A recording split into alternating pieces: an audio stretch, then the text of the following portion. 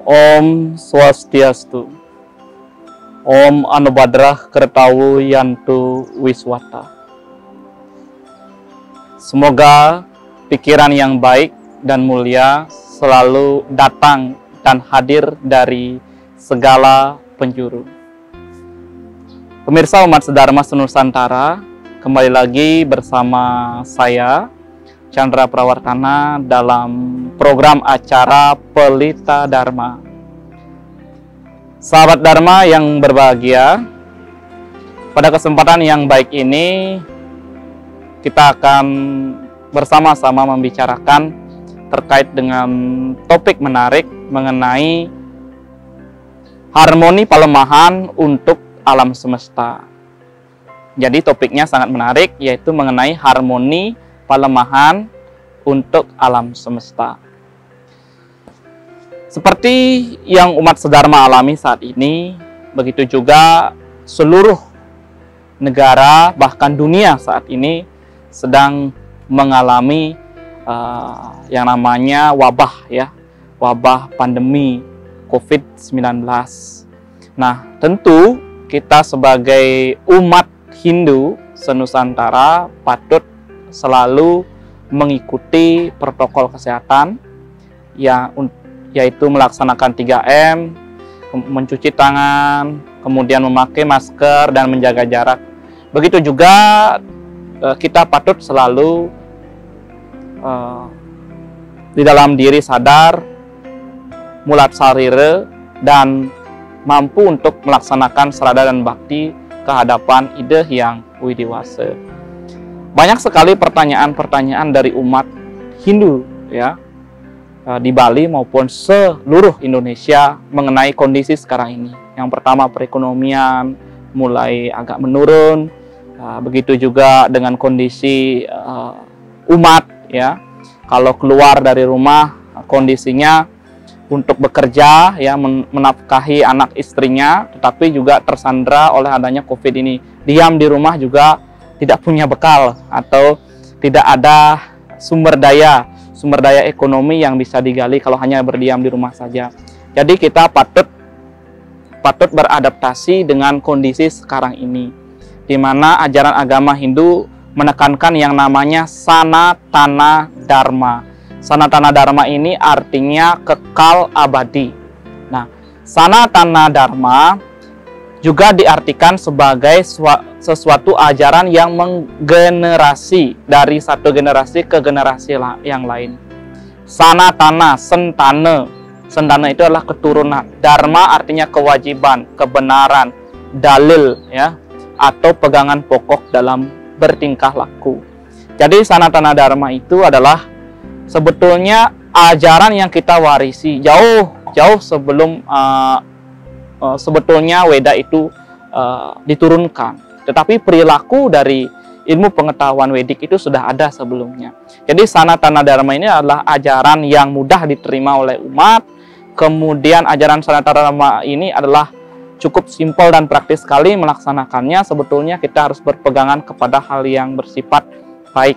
Mengapa Sanatana Dharma ini disebut dengan suatu ajaran yang kekal abadi? Karena Sanatana Dharma ini selalu mengalami perubahan.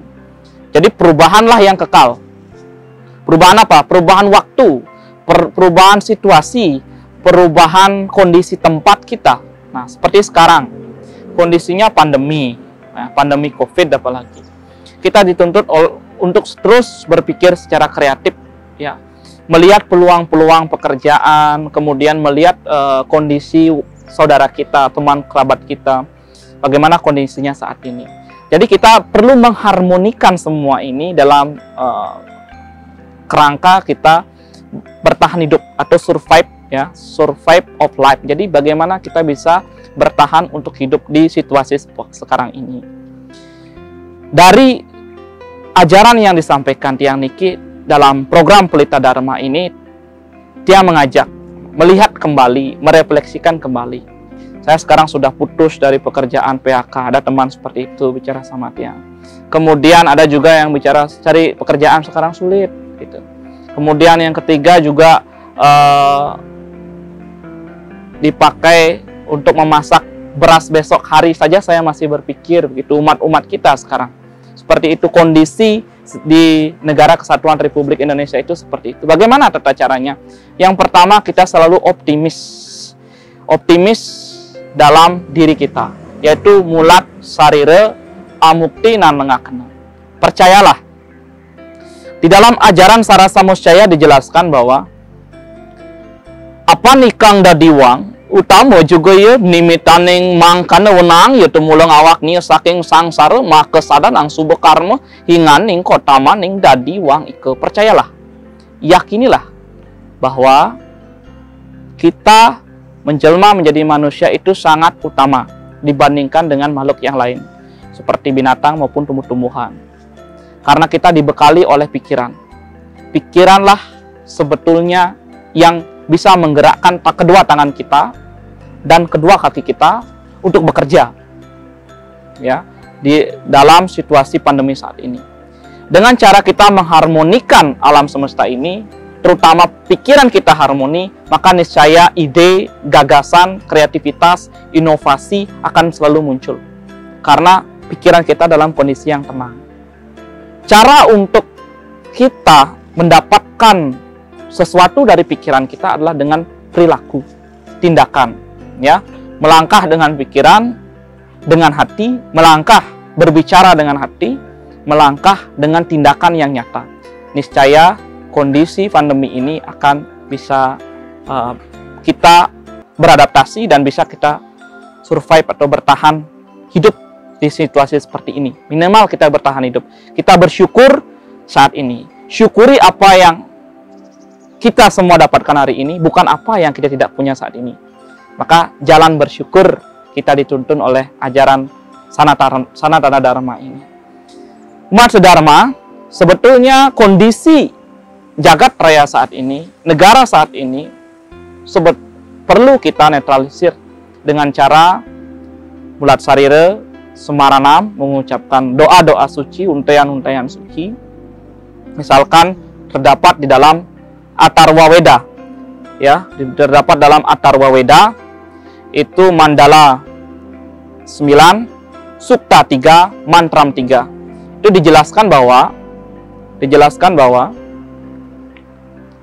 Om Desa Pragraya, kemudian Samuno Bawantu Ye Namah Swaha.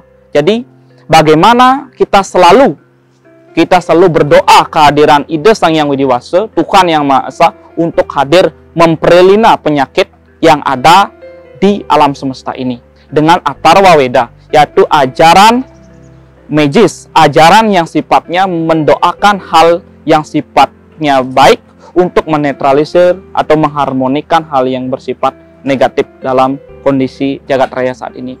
Itu dijelaskan di dalam Atharva Weda.